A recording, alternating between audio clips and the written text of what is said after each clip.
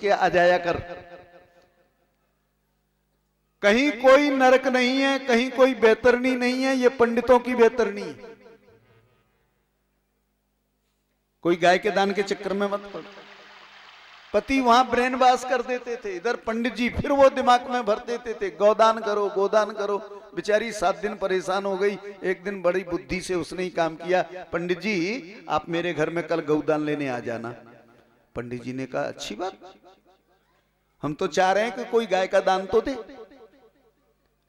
बोले गाय का दान तो मैं दूंगी, लेकिन वो गाय कैसी होगी? बोले कैसी होगी? बोले गोबर की। गोबर की गाय दान करूंगी मैं, सच्ची गाय दान में नहीं दूंगी। बोले कहा यहाँ पंडितों के टोटे पड़ गए ना, किसी मंदिर के पुजारी को बुला लो ना, उसी को दे दो। मुझे गोबर की गाय का दान दोगे तो क्या करोगे? बोले कहा पंडित जी वो खाली गोबर की नहीं है तो? बोले उसमें 5 मोहर सोने की होंगी, 5 तोले सोना होगा। हमने कहा बड़ी अच्छी बात है, हम तो तुमको जब आ जाए 4 बजे आ जाए, 5 बजे आ जाए, 6 बजे आ जाए, ऐसी गाय का दान तो सवेरे सवेरे सूर्योदय के पहले ही करो ना, सूरज के आगे मत करो, संध्या काल में करो। अपने पति से कहा देखो जी सवेरे पंडित जी आएंगे, जल्दी नहा के तैयार हो जाना। बोले क्यों? बोले गोदान करना है। बोले कहा तू पंडित जी के चक्कर में पड़ गई, बातों में आ गई। अरे बोले गाय का दान देना है। अरे बोले आ गई तू, फालतू का खर्चा कर रही है बिना बात के। बोले कहा नहीं फालतू का नहीं, मैं कोई गाय थोड़ी दे रही हूं। तो बोले क्या? बोले कहा मैं तो गोबर की गाय बना के दूंगी। हाँ बोले गोबर की गाय तो तू 2-4 दे दे। पत्नी ने कहा देवता एक ही करवा दो, 2-4 तो बहुत बड़ी बात है, एक ही गाय का दान करा दो। पंडित जी ले गए गाय का दान, गोबर बाहर फेंक दिया, सोना जेब में रख लिया। अब जब गए दुनिया छोड़ के, दोनों एक साथ गए थे, एक साथ। यमदूतों ने कहा बैतरणी के किनारे, बोले अगर तुमने गाय का दान किया है ना तो उस गाय का नाम लेके पुकारो। पति ने कहा हमने तो कोई गाय का दान नहीं किया, हम जानते ही नहीं थे कि कहीं गोदान करना ही पड़ता है, नरक होते हैं। अरे बोले नरकों में तो खड़े हो तुम, बैतरणी में खड़े हो, इसको पार करोगे? बोले कहा नहीं जी गाय का दान किया है हमने। बड़ी जल्दी से गाय आ गई, गोबर की गाय। दोनों चलने लगे साथ साथ। बीच में जाके पति ने कहा हमको पता नहीं था, नहीं तो एक सच्ची गाय दान कर देते थे। पत्नी ने कहा कहाँ की बात करते हो, सच्ची से भी ज्यादा थी। बोले क्यों? बोले कहा उसमें मैंने 5 तोले सोना जो है ना गोबर में रख दिया था। अरे बोले हाय देवी ये तूने क्या कर दिया? बच्चों को 5 तोला सोना और कम करके आ गई। सोना। लेकिन मैं दावा कर रहा हूं आपको, अगर गाय दान करोगे, आप गोदान करोगे, तो मैं सर्टिफिकेट दे जाऊंगा कि आप कभी नरक नहीं जाओगे। मैं 4 पांव या 2 सींग वाली गाय की बात नहीं कर रहा। बोले कौन सी गोदान करोगे? गो माने गो किसको कहते हैं? अरे भाई गो कहते हैं इंद्रियों के लिए। वेद का जो शब्द है गो, उसका अर्थ होता है इंद्रियां। आप इंद्रियों के सुखों का परित्याग कर दो, इनका दान कर दो। इंद्रियों के सुखों पर अधिकार करो, इंद्रियों को जीतो। जब आप इंद्रियों पर अधिकार कर लोगे तो कभी भी आप नरक नहीं जाओगे। नरक न तुमने देखे न मैंने देखे हैं, लेकिन मैं ये कहता हूं कि हां दावे से तुमने भी देखे और मैंने भी देखे। जब ग्वालियर के बड़े हॉस्पिटल में चले जाओगे ना, और जब बाकी दशा देखोगे लोग कैसे भोग रहे हैं, वो नरक भोग रहे हैं। किसी का हाथ नहीं, किसी का पांव टंगा है, किसी की कमर टंगी है, किसी का सिर टंगा है। क्या क्या स्थिति है, ये नरक ही तो है। हम कभी जीवन में गोदान करें, यानी इंद्रियों के सुखों पर अधिकार कर लें, इंद्रियों को जीत लें,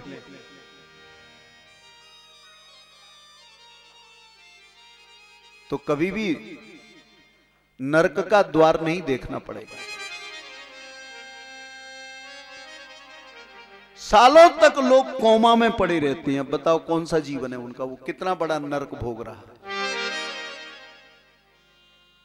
अरे चलते फिरते शरीर से प्राण चले जाए कोई दिक्कत नहीं, लेकिन परमात्मा काफी लंबे समय तक किसी हॉस्पिटल का मौन दिखाए, वो नरक है।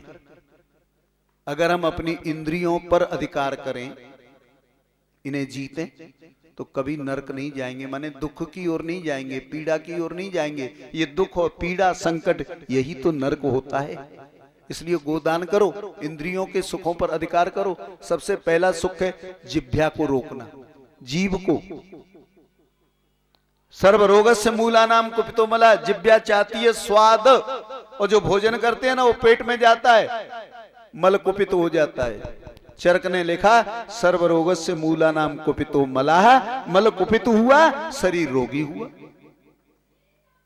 बड़ा भारी रोगी बन जाता है शरीर। इसलिए जिह्वा पर अधिकार करो, कभी नरक नहीं जाओगे। गोदान करो। एक उम्र ऐसी आ जाती है ना कि उस समय मिठाई पर प्रतिबंध कर ही देना चाहिए। हमारा डॉक्टर हमसे सवेरे झगड़ रहा था, बोले भाई साहब ये तो करना ही पड़ेगा आपको, बिना उसके नहीं तो आपको नरक तो देखने ही पड़ेंगे। हमने कहा क्यों देखने पड़ेंगे? बोले शुगर अगर ज्यादा बढ़ गई और गड़बड़ करने लगी तो फिर हॉस्पिटल में भर्ती ही होना पड़ेगा। इसलिए आप कहते तो हो कि गोदान करो, लेकिन आप खुद कंट्रोल नहीं करते। मैंने आज उससे कहा भाई मैंने ज्यादा कुछ नहीं लिया है, मैं तो गुड़ के टुकड़े जरूर खा लेता हूं, और सवेरे जो है कलाकंद की 4 बर्फियां खा लेता हूं जयराम जी की, इससे ज्यादा तो मैं खाता नहीं। अगर हम इस पर प्रतिबंधित न करें, बोले घूमना पड़ेगा आपको, चाहे कैसा भी आप दवाएं ले लो कोई लाभ नहीं होगा जब तक आप 5-6 किलोमीटर रोज नहीं घूमोगे।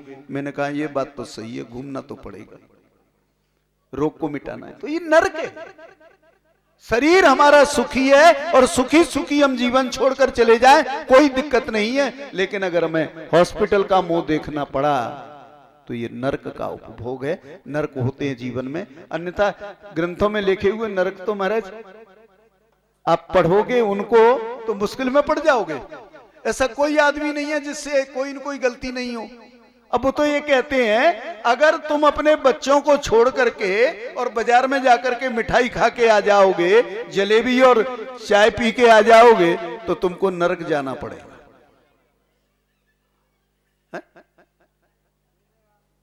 बच्चे घर में बैठे हैं, पत्नी घर में बैठी है, उसकी चिंता नहीं की और तुम अकेले अकेले खा के आ गए, तो नरक में जाना ही पड़ेगा।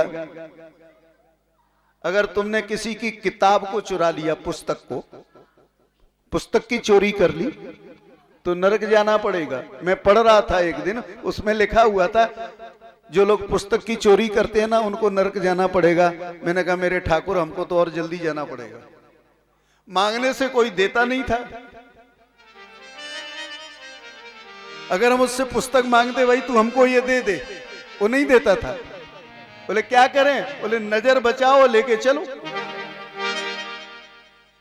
जब अपना पढ़ना पूरा हो जाए ना तो लाके चुपचाप रख दो।